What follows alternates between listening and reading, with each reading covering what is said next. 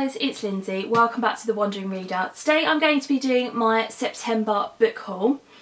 And I've split this video up into different sections. So I'm first of all going to be talking to you about the physical books that I acquired during the month, then the ARCs that I have been kindly sent by publishers, and then finally the Kindle books that I picked up. Hopefully it won't be too long, but let's jump in. So the first of the physical books that I picked up in the month of September was this little book here, No One Is Too Small to Make a Difference by Greta Thunberg. I was in Waterstones one day and I was buying another book, which I'll show you in a second, and they had these by the till, and I'm sure you're all aware who Greta Thunberg is, but in case you're not, she is a teenage girl from, is it Sweden?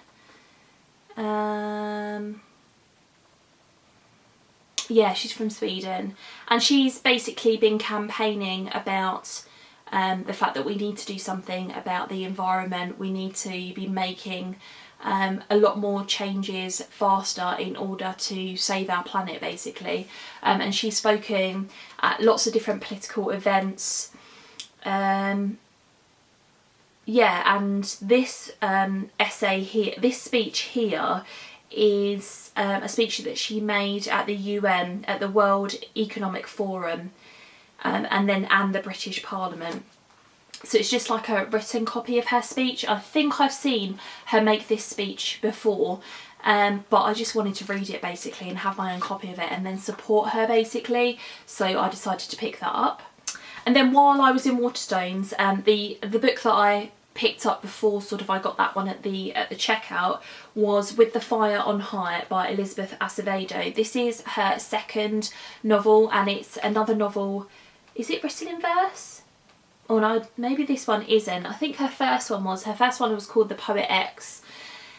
This one is about a girl who wants to be a chef, and when I heard people talking about it like that, it immediately piqued my interest because I like books that are about food and things like that, and I've heard that this is beautifully written. I really adore the cover as well. Yeah, and so I saw it in there and I had to pick up a copy. I have made a decision recently that I want to keep the majority of my physical books on my shelves as like favourites, things that I've read that I've really enjoyed, you know, give them 4 or 5 stars. And so I have a lot of books that I haven't read, obviously, but I want to concentrate more of my physical book buying on books that I have read, perhaps in e-copy or from the library, and that I want my own copy of. So I decided I was buying something else. Oh, I think I pre-ordered something, and then in order to get free delivery, I picked up The Kiss Quotient by Helen Huang. I read this, I think it was last year. When did this come out? Let's have a little look. 2018. Yeah, I feel like I read it last year as well. This tells the story of Stella and Michael, and Stella has Asperger's, and she hires Michael, who is working as an escort, basically to teach her how to have a relationship and how to have sex. And it's about the relationship between the two of them, and it is absolutely delightful. I would really recommend it. So I decided that I wanted to have a copy on my shelf, and I'm really glad that I've picked it up, so that I can reread it and have it and recommend it to people. And then the last physical book that I have actually won in a Twitter contest, although it was a Twitter contest that I didn't really know was happening. So basically, I followed an author on Twitter called Erin Green, and then she tweeted me to say, oh, you're my 5,000th follower, and so you've won a copy of one of my books, which was such a surprise, and it was so lovely to hear from her. So she sent me a copy of New Beginnings at Rose Cottage, which is an absolutely charming looking book, and then she also sent me a coaster with Erin Green author on it. I'm not sure if you can see that, there we go, which was really nice of her as well. But this says on the back, when solo travellers Benny, Emma and Ruth find themselves holidaying together at charming Rose Cottage in Brixton, Devon, they are initially disappointed to be sharing with strangers of a different age group. But friendship and home comforts are guaranteed at Rose Cottage, and soon a bond blossoms between the women, who each have valuable life lessons to share. As the summer unfolds, Benny, Emma and Ruth begin to realise that age is just a number. Before their time at Rose Cottage ends, will they take the chance to grasp the dreams that are now within their reach? So, sounds like a sort of chick lit contemporary book, which, yeah, I've not read an awful lot of this, but obviously I've been getting more and more into those kind of genres recently, and it was just, yeah, so lovely, and such a surprise to win that, so really grateful I have it. Next up, I'm going to talk about the ARCs that I was sent by publishers this month. So the first of those is Coming Home for Christmas by Rayanne Thane, and this is book number 10 in her, it's something like the Haven Point series, I think. I think when I requested this, I didn't realise that it was book number 10, but I probably, yeah, I figure you probably don't have to read these in order, yeah, necessarily anyway. So, but it's a Christmas book, it's a contemporary romance book, I think. I've not read anything from this author before, but I figured I'd give it a go. And this, I think, is published by Mills and Boon. Next up, a really interesting one. I got an email from NetGalley about a book called The Understudy by Sophie Hannah, Claire McIntosh, B.A. Paris and Holly Brown. And this came out, I think, on the 3rd of October. And I have it on my October TBR. And this intrigued me because it's written by all 4 of these writers, and, you know, the whole thing about more than one author on a book really intrigues me, you know, who does what, that kind of idea. This is a thriller, and I believe it focuses around a ballet school, which I read that duology, that was like a young adult duology that focused around a ballet school that was really, really interesting. Yeah, but anyway, really intrigued me, and so I requested that and was kindly sent it. Then I was pre-approved, which blows my mind, pre-approved for The Women at Hitler's Table by Rosella Postorino. This is a book that I had been anticipating for quite some time. It's about women that tasted Hitler's food before he ate it. Now, it's a historical fiction book, and I don't know whether this actually happened, but I think it's about a woman who's trying to infiltrate the sort of Nazi movement by getting this kind of job. And it's intrigued me for a while, and I got an email from the publisher to say, you know, that you've been pre-approved for it. So yeah, and just that blows my mind, the whole idea that, you know, I can download something straight away without requesting it. Just so thank you very, very much to the publisher for that. This is coming out, so I think it's already come out actually. Let me just double check on my list that I have. So The Women at, yeah, so this is on my archive, The Women at Hitler's Table. So this came out on the 1st of August, and I didn't actually get an email about it until I think like 3 weeks into September. So it's been out for quite a while now, but yeah, I've like I said, I've been intrigued about it for a while, so grateful that I've been given a copy of it. And then I got an email to say that I had been approved for the new Rita Sepetys book. Now, I wished for this book ages ago, at least a couple of months ago, I think, when I found out what the title was. So this is called The Fountains of Silence. And then I got the emails to say that I'd been approved for it. And this was about a week before the end of September, and this was published on the 3rd of October. So this is already out now too.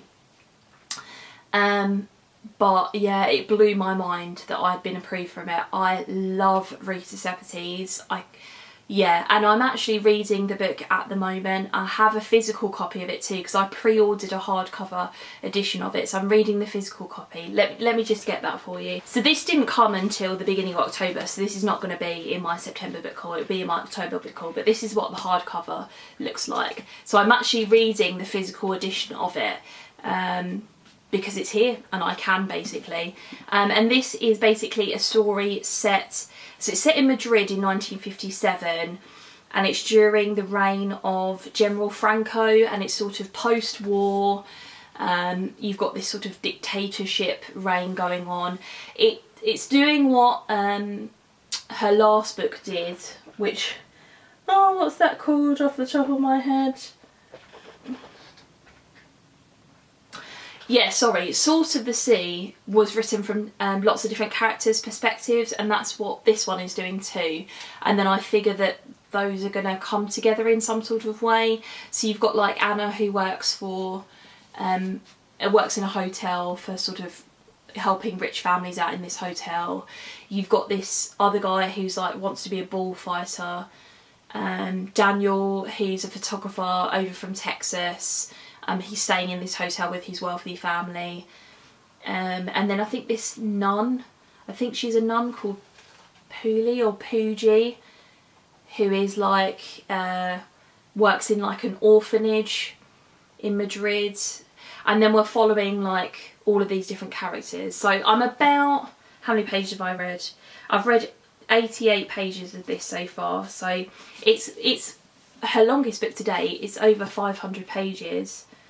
Oh no, it's not over, it's 490 pages. So yeah, it's quite chunky, but yeah, I cannot wait to finish this and tell you what my thoughts are on it.